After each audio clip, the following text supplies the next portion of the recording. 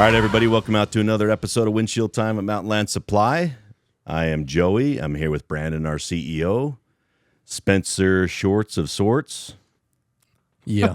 And that's it. And today we're joined by Quinn Brown. Welcome, welcome. Who is the head of our geotextiles sales department. Hold on, what's your middle name? Frank. Frank. You don't say, huh? So here's the legacy behind that. So we have like 6 James that back up. Like everybody's middle name is James, right? Oh, yeah. So I have the birthright, if you will. Oh, yeah. First male born in the there you go. family. And my dad, my mom's in the hospital. My dad just throws Frank in there. Really? So I didn't even have to sell. Because that's not your dad's name.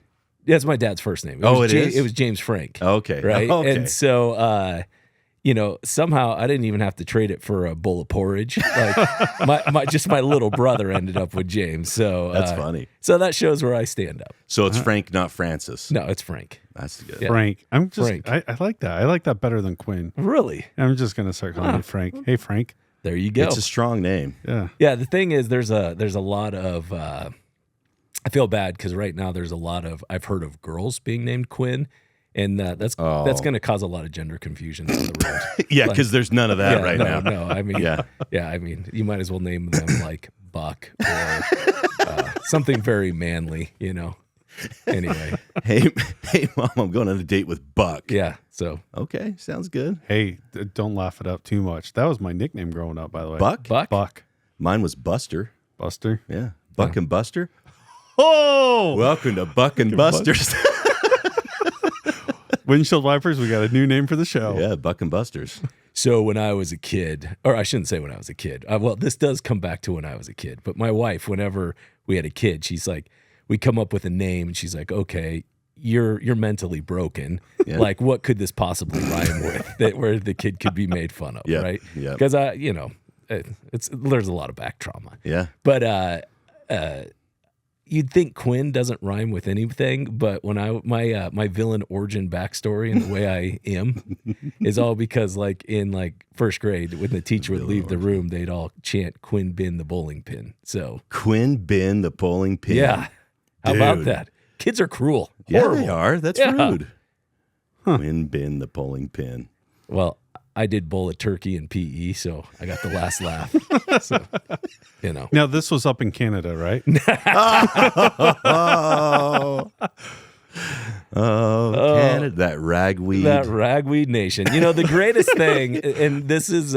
Sorry for all the people out there that are from Canada. Yeah, so the beauty of... I don't know that there's anybody from Canada on this. Maybe. My mom isn't. Is your mom? No. I think we're safe then. Yeah, We're good. that's true. That's true. We only got 2 listeners. Yeah. I've got family in Canada. We didn't ask you. Sleeper cell, huh? Hey, mute him. Check him for his freaking green card. Sleeper cell. That is it. So we Al were, Qaeda. we're a big hockey family. So we were watching the NHL finals, and my kids were talking about who to root for. And so Is that even a question? I was like Florida, of course, and they were like, well, why Florida? And I said, I'll tell you why Florida, because if Canada wins the Stanley Cup, they shut down the nation. That's right? true. National holiday. Yep. Everybody gets a couple more loonies and toonies in their paycheck or some nondescript bill with the Queen on it because The king now. Yeah, the king. So they still got some queens in circulation. Yeah, I was gonna say when you're ants, you follow the monarchy. Just like a hive, right? You think they pull all the queens out of circulation? No, they got to have some queens out there, right? Yeah. All right. They might have a few, but I know that they're switching over to the king, though. Oh, they are. Yeah. Yeah. So Can you explain that relationship of Canada and to the royal family? well, it's because they're part of the Commonwealth. They're a sleeper cell waiting to be activated. We ran them out of the. They're not even a colonies. country. No. Yeah. Yeah. They're So basically a county of Great Britain. exactly. That's what they are. Yeah. Unincorporated. Okay. So, it's like I live in Mountain Green, Utah, which would be considered unincorporated Morgan. Yeah, Yeah. absolutely. Yeah. So that's kind of how they work. But what I was going back to with the Stanley Cup is, I told my kids, I said, listen, if Canada wins, if Edmonton, it's going to be a national holiday and they'll shut down. If Florida wins, like probably 70% of their population will be like, we have a hockey team? Yeah. And so that's Yeah, even aren't they the Panthers or something? yeah, There's something isn't like that a football team? Yeah, exactly. So, Jacksonville, right? Carolina. Yeah. So anyway, the whole beauty of it all is the nonchalant, like, disassociation that hurts them. Oh, yeah. Yeah. They hate it. They hate it. They hate Yeah. that the only thing that they hold dear is like 8th in our priority list. So I'm a big hockey guy, but in all reality, I'd say it probably sits below women's gymnastics. So, from a popularity scale, when people In the state of Utah, for sure. when people are tuning in. Yeah. Yeah. Oh my gosh, I love this. So, for those out there who don't know, Quinn did play hockey on a semi-professional level. Well, yeah. So I grew up from the time I was 4. Yeah. And kind of a weird deal. Nobody in my family did. And I just said, I want to do the thing with skates and a stick to my parents. Yeah. And they said, so they put me in ice skating lessons. And I said, no.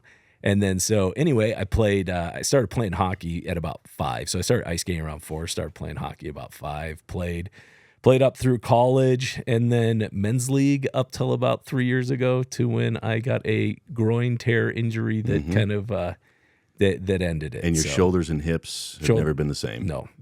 That's career ending, right? Career there. ending, yeah. Oh, yeah, like dude. much like Shakira, the hips don't lie. Okay? Right? This guy. So, did you played defenseman, right? Mm-hmm. Yeah. Yeah. He's an enforcer. Yep. That's Quinn, Really? Quinn Sane in the membrane right Yeah. there. All right, and this was where? Remind me. Iowa. Iowa. Yeah. So fun fact that you may not know about me is I graduated with 48 kids Yeah. at a very small rural farming school. Junior high and high school was combined, which that was fun. Spent some time in a dumpster. Yeah. Yeah. Locked in the trunk of a car. Yeah. I'm sure you did. Lockers. Yeah. We could bring our guns to school and put them in our lockers up till our senior year. It Yeah. was We it was used to good do times. that too. Like a hunting rifle or something like that? Or Well, you can't hunt with rifles out there, just shotguns. oh, just Yeah, shotguns. because it'll hit Vern's farm or Ole's out there about 5 miles away. There's not Everything's flat. There's nothing to stop a bullet out there. So just shotguns. You could bring Yep. your shotgun to school so that you could go hunting on the way home? Yep. So my senior year, our principal gathered us together and he said, hey, you have to either leave your shotguns in your cars or trucks or bring them into the office, but you can't keep them in your lockers anymore. What year was that you graduated? 94. See, that was before like all the shootings. Well, yeah. and What everything. year was Littleton? What was that? Or Columbine. Columbine. Well, it was in Columbine, Littleton, Colorado. I want to say that was somewhere around like 98, Yeah. or maybe even. Hey, He was Spencer? ahead of Yeah. the curve, dude. He was ahead of the curve. That guy, he maybe he was a sleeper cell. Yeah. He knew it was happening before it happened. Yeah. But it was leave it in your car, because I know when we were growing up, it was like I don't even think you could have it in your car. We You could couldn't have it in. We could have it in like a gun rack in the 1999. window. But I mean, that was Payson. So 99 was 99. Hey, you were close. That was Payson Student Yeah. of history. in the city where I grew up Yeah, city folk up in City the metropolis of Highland. of Highland. Exactly. In the city of Highland. Yeah. We keep it rocking. So Ames, Iowa, Yes. is where you kind of grew up, right? Yeah. So my dad worked for Iowa State University. And then when did you move to Utah? So I moved up. I went to the Ricks College Yes. back in 94. There's a story about David A. Bednar in there too, but we'll skip that for a minute to save the listeners some innocence. Yes. That'll be on the later one. Yeah. Okay. That'll be the Mountainland After Dark Yeah. episode. It'll be the. It'll be what is there no longer statutes of limitations that no longer can be prosecuted by a court of my peers. That's right. Yeah. Yeah, absolutely. So Quinn came to us in 2000. Was it? Let's see. You've been here probably 6 years. 8 years. 8 years. Yeah, it was Dude. 8 years in June That's awesome. because I came when I just turned 40. Yeah. Because I remember when I started. It was your 40th birthday. Yeah, shocker. When I interviewed you. Yeah, shocker. I said, if I get this job, I'm going to Mexico Oh, for my Mexico. 40th birthday. Wow. I mean, not that that's ever happened, or I dabble. Weird. I Yeah. dabble. So we interviewed Quinn to be our very first product specialist because Tensar, which is the brand of geotextiles that we sell, had given us access to the line, but they had strongly asked for us to find a champion for the line because if we didn't have a champion, we wouldn't move much product. if we left it to our regular old devices and the way that we were going to market, we wouldn't have much success because it required getting into engineers, getting into people who are specifying projects, value engineering projects. And so the people from Tensar, we had a meeting with them at David's Kitchen, which is also weird, right? Delicious. And I asked Kirk, who was the guy from Tensar at the time, so who should we go after for this product specialist? And he said, you could just raise somebody up from the ranks. And I said, well, like, if you could get anybody in the market, who's the guy? And he's like, well, Quinn Brown's your guy, but you'll never get him. And I said, well, let's try that. Challenge accepted. Yeah. So I called Quinn, and Quinn actually thought that we were just trying to sell his crap from his company. So I was already selling landscape fabrics and some to us, to you guys, and some like ancillary geosynthetics. And so when Joey called me, he's like, hey, we'd like to sit down and meet with you, see how we could do more. You know, we just picked up the Tensar line. I'm like, that's cool. So I worked up a whole price sheet, got everything ready. And then I called him back because I was like, dude, I think he thinks that we just want to buy crap from him. So I called him back. I'm like, just being totally transparent, my intention is to offer you a position when we talk tomorrow. So just so you know. Yeah, and I was like, I'm good. And he was like, just come down and talk with us, see what it's all about. Yeah. And so and the rest is history. Yeah. What's cool about this, though, because going back to this is kind of the first time that we had the product specialist, like you alluded to.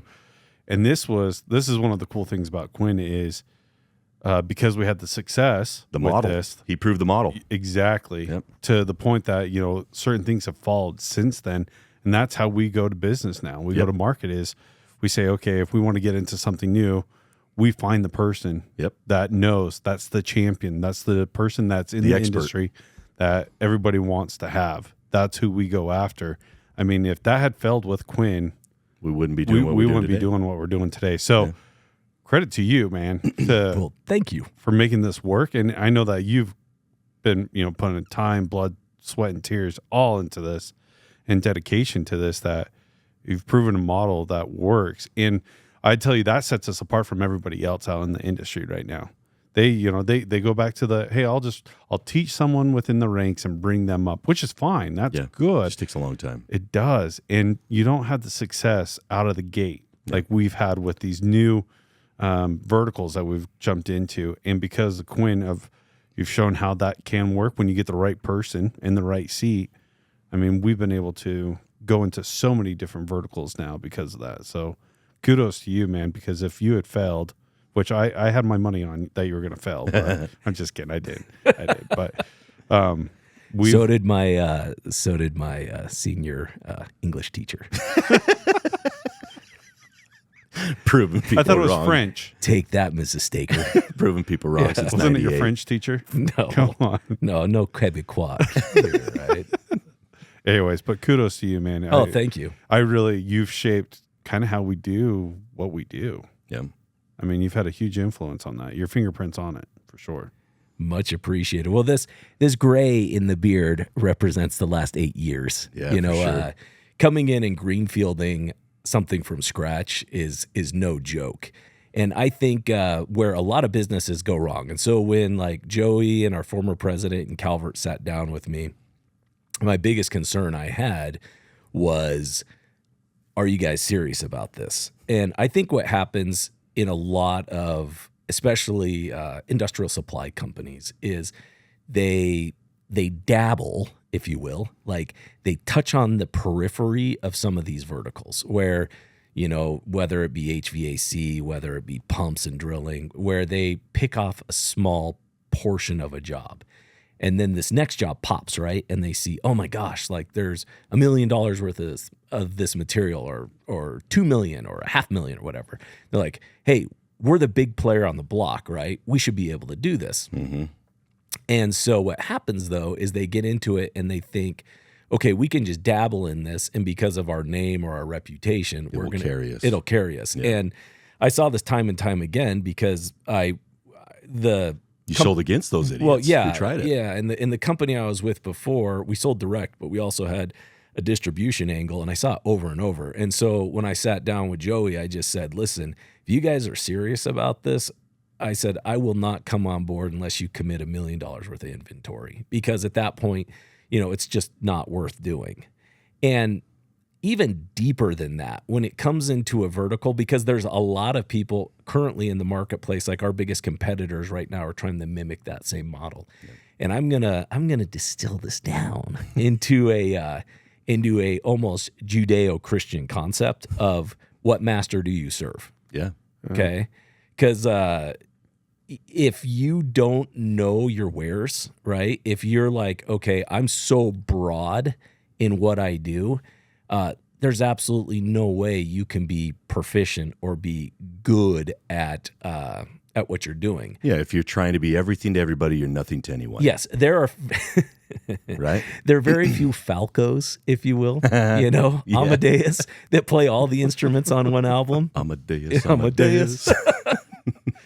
Funny story about it. Yeah, that's for another a different time. Yeah, but anyway, a point that I'm making is you can bring a product line to a company, but if you don't know how to drive said product line, then it will sit on your shelves. Yeah. And it's we see this all the time too with manufacturers that approach us that they hitch their horse to a major national player and move next to nothing. It was a brilliant technology, and one of our biggest SKUs that we sell is one of these products. And it's a brilliant technology, but the problem is they had hitched their horse to somebody that served a completely different master. Yeah. So they had a great product, but just didn't know how to take it to market. So where we can really excel as a company and what we do really well with our verticals is, for example, we support the Waterworks line. And so you have your Waterworks sales guy who deals with the exact same customers that the geosynthetic people sell to. And so they are out there pushing their pipe, being good at what they're good at. And then we come in and then help them be good at our vertical, support it. So instead of those guys having to know everything, they can say, hey, call this guy, they'll help you out, they'll get you taken care of. And then we can take it even a step further and look at a set of their plans and say, okay, well, you won XYZ job. I can see here that you have a 2.5 foot roadway section that's coming in, building over soft soil. Guess what? We could thin that up to 8 inches. And not only will you make more money as a salesman, but your customer will save money and you'll solve a problem. So a lot of how we go to market too is we approach it in a problem-solving solution style of saying, okay, well, here's our commodity stuff that's in the job. Everybody's got your level A, level B items, but we also look at it and say, okay, where are your pinch points? And for example, let's say stormwater retention detention. We're dealing with a home builder. They're doing a giant development, and they've got a pond out in the corner where they're capturing all their stormwater. We're like, well, you know what? You can take that underground, cut it to almost a fourth of that size, bury it, put a park over the top, and sell 3 more lots. Yep. And so that gets us out of the market of just saying, okay, we're just sloughing you product and please pay us. This is awesome. To, hey, we're becoming your partner and we're solving your problems. And now, as we've developed our reputation 8 years into this vertical, is now we get the phone calls of saying, hey, I hit this problem. What do I do? Hey, we're short on money. Can we do anything here? And at that point, we're really following the mantra of we want to help make your business better, right? And we're looking at it more as a partnership rather than just a necessary evil of, you go to Maverick and you get gasoline and the only service they provide you is a delicious 44-ounce Diet Coke, right? But you just give them their money for an exchange rate. We're no longer, we've broken out of that exchange model and moved into the, hey, we're Tommy Lasorda helping on, on the bench, getting your players in the right position. There's value, more value. 100%. So I have a question for you, Quinn. I have an answer for you. We'll see. Hopefully if you do. So you talked about this, that, our competitors are out there and they see what we're doing and they're trying to mimic what we're doing, right? And the success that they're having, I would say, is probably not to the level that we're having. Is that fair? Yes. Okay. Why? And specifically towards that internal relationship that we have, where we have a product specialist, we have an outside sales guy. Like, What's your opinion? I think I have an opinion. I want to see if we're on the same page or not. Okay, so I'm going to just throw this. And you got to cut this down to 30 seconds. Yeah. Yes. Yeah, I'm going to throw this into just to like, let's say it's a waterworks bid. Yeah. Let's say it's a $700,000 waterworks bid. You run into it. Let's say there's $30,000 with a geosynthetic on the project. They're going to jump all over what's the lion's share. And if you don't have somebody that's supporting that line that's chasing that $30,000, then it's negligible. Mm-hmm. And if you got brought up in the business and you did not do that before, well, it really doesn't matter. Or if it becomes a specification fight where you have other people trying to knock off your product and submit something else, you're not going to care. Yeah. Yeah. And so, like I said, it comes down to what master do you serve? And so in order for this to be successful, and we have guys all the time that are like, you guys are like no one else. You know, we've tried to partner with other people. Mountainland is like no one else. And they're like, what's your secret? And I said, well, you have to have a team to support it. Yep. You can't just let it come in. That's why, you know, we were talking about house building. That's why your framing guy isn't putting in your ductwork. Yeah, it's all going into the house, but you got your specialist. Yeah. You know, you have your HVAC guy. Well, I think it's like the whole is greater than the sum of the parts, right? Everything together is the magic, but you don't get it until you do it. And it's hard. And so I agree with you guys, and I'm just going to add a little bit too, is I think it's the culture that we have here as well. Yep. Because I've seen other companies, we've talked to other people from other companies, and what happens is, yeah, I have a geo guy over here and I have a waterworks guy here, and they don't want to talk to each other because it's this competition of, I don't want to bring you in. I don't want you to have the relationship with my customer. I don't want you to start infringing on my territory, right? And so they get really defensive in it. This is my fiefdom, and I'm going to protect it at all costs. Yeah. Here, it's a little bit different. How I've noticed the relationship that we have between outside sales guy, like a waterworks guy, and your department, right, Quinn? Your guys come in, and they're such a support team, and our guys are willing to do that. And I think it's because of our culture. I would even go as far as saying I think it's our ESOP as well, too, is because we realize that everything we do for each other benefits everybody. Yeah. It helps me at the long run. Quinn, if you're more successful, that helps me at the end of the day, right? For my retirement. I think that we have this kind of a view of this, or this culture, I guess, within our company that you see it, and other people try and replicate that. And it's really hard when it's a model for one of our competitors that they're just, everybody's protective of their own areas and their own customers and their own projects.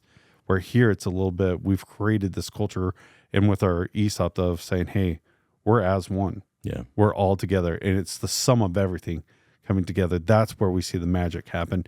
And, you know, I tell people, because I get asked, what's your secret sauce here that you guys got going? It's like, I can tell you all day long, this is how we do it. And I know for a fact that you won't replicate it. I think you're 100% right in all that. I think the difference between us and everybody else is that we've been willing to invest over time, because we had those exact same problems early on. Quinn will tell you, there were guys who didn't want to take Quinn into their customers because they were their customers. But over time, as you prove to them that you're not going to steal from them, that you're there as a partner, that you're there to support them, they start understanding the vision of it. But it takes time and time and time and time. And if you're not willing to invest over the long term, like Quinn asked us in that first meeting, if you guys aren't in this for the long term, I'm not going to sign.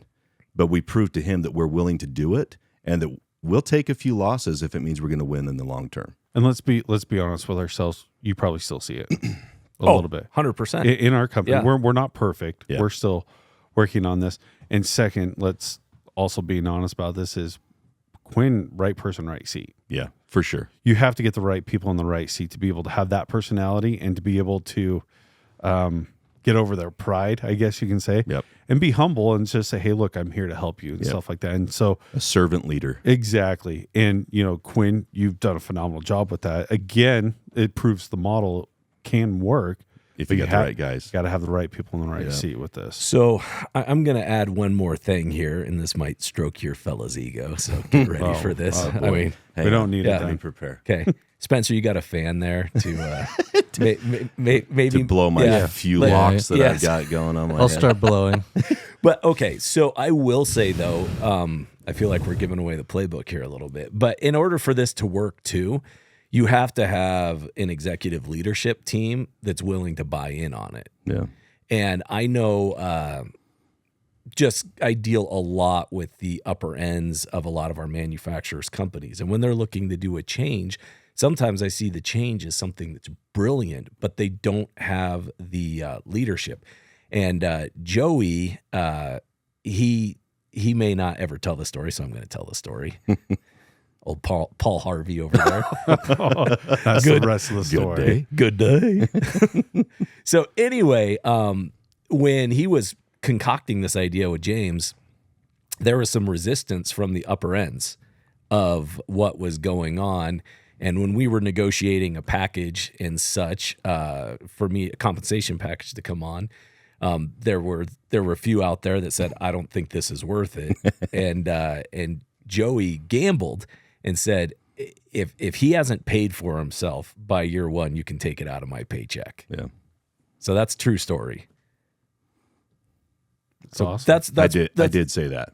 But it was because of you that I believed in you. So it was an easy bet. Well, thank you. I appreciate that. But what I'm trying to say is if you don't believe in it and you don't support it, like I said, we're seeing this industry we're in, right? The geosynthetics used to be this kind of niche mom and pop, like, 5-guy operation in every state type business. And now it's being, the big guys on the block are buying out everybody. There's like literally probably under 10 independents that are left out there because they've all been gobbled up, but they're not producing like they think they should produce. And a lot of that, I feel, this is just my gut, is that the core organization doesn't have the back of it. I think it sounds nice on paper. We can integrate this, but if they're not supporting it, if they don't have the support from the executive team, then it can't roll anywhere.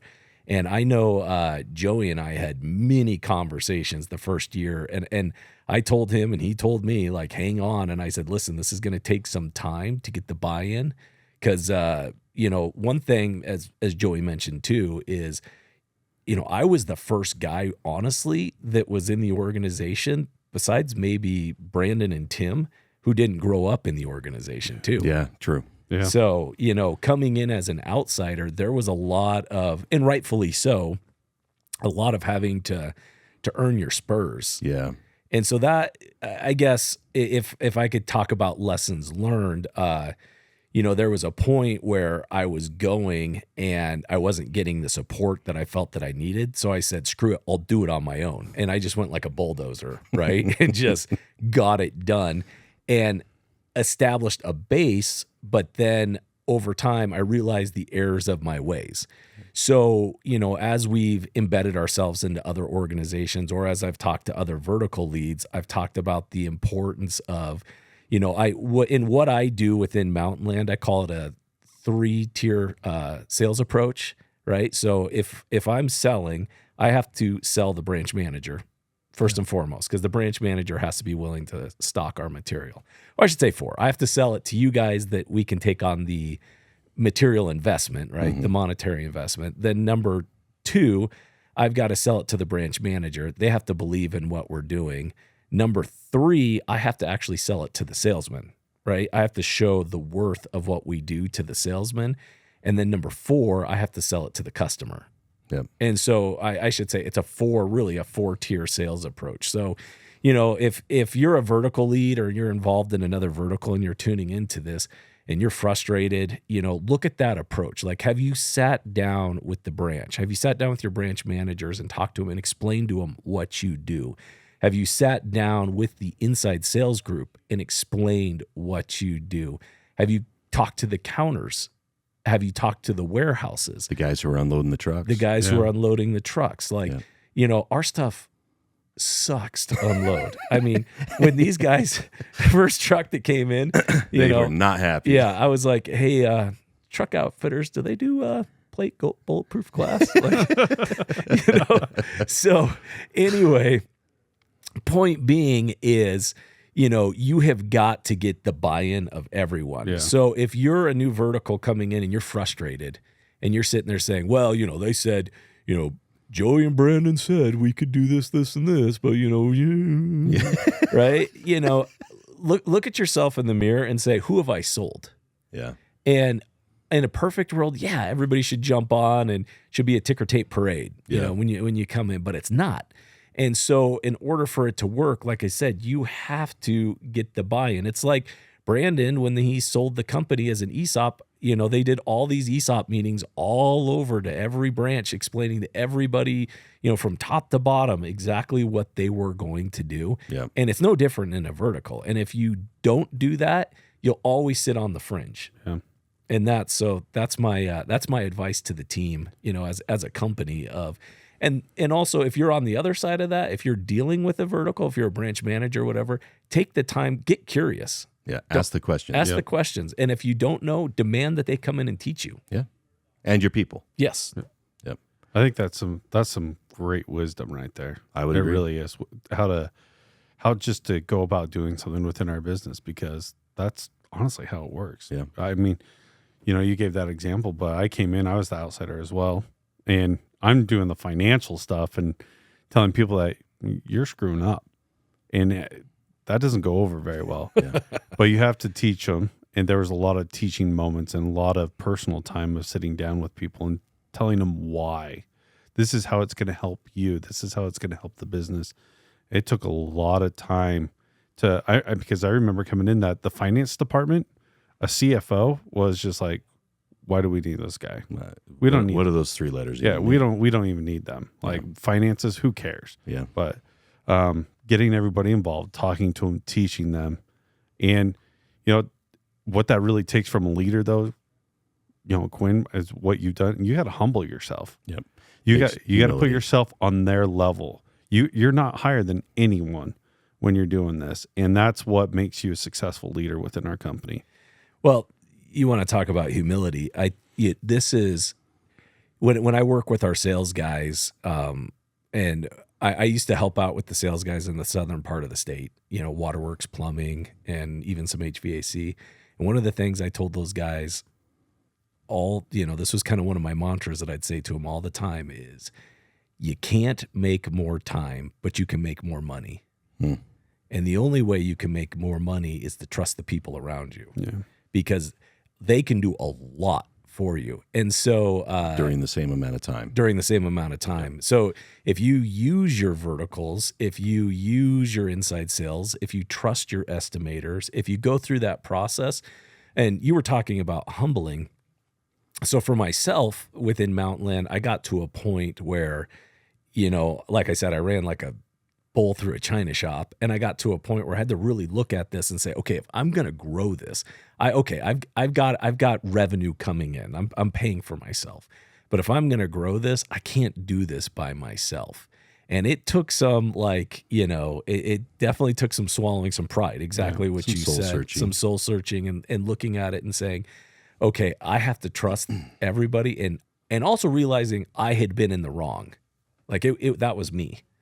And changing that and realizing like, hey, you know what? I can't make more time, but if I use everybody to their potential and let them, and we all have these things that we create as our babies, right? There are like, oh, nobody can touch this because it's so special. No. When we're an ESOP, that's everybody's, right? And if we allow everybody to, I'm going to rephrase what I'm going to say. If we allow allow everybody to be part of it, I was going to say touch, but to be part of it, right? To be part of it, then you get that team mentality and everybody's pushing for a higher level. And then if you combine that with over communication of your successes, of letting, when you go into a branch and say, hey, did you know we did this? Here's where we're at. Did you know your branch did this? Your sales guy who reports out of here. Hey, do you know what your truck driver did?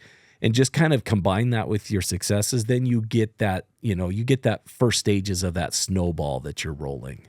Yeah. That's awesome. I love it. You're spot on, my friend. Spot on. I think it's probably a good place to wrap it up. That was good. That was good, dude. Guys, honestly, if yesterday was the past, today's really been a present. Okay? Wrapped up in a bow. It's and we had such a high note to end on until that point. Here we go. All right, everybody. I appreciate Quinn. Thank you for coming Hey, in. thank you. Anytime. Thanks, Brandon, man. thank you for all you do. Yeah. Shorts, thanks for being here. I don't know what you did. but- Sure. Yeah. Hey, we have a new thing now. Everybody out there in windshield wiper land, if you have any suggestions or comments or things we can do better or topics you want to hear about, email us at podcast@mountainland.com. Send that in so we can understand where you guys want us to steer this thing. So this is your podcast, not ours. So podcast@mountainland.com. Awesome. We'll see you guys down the road. Thank you. See you, everyone. Later.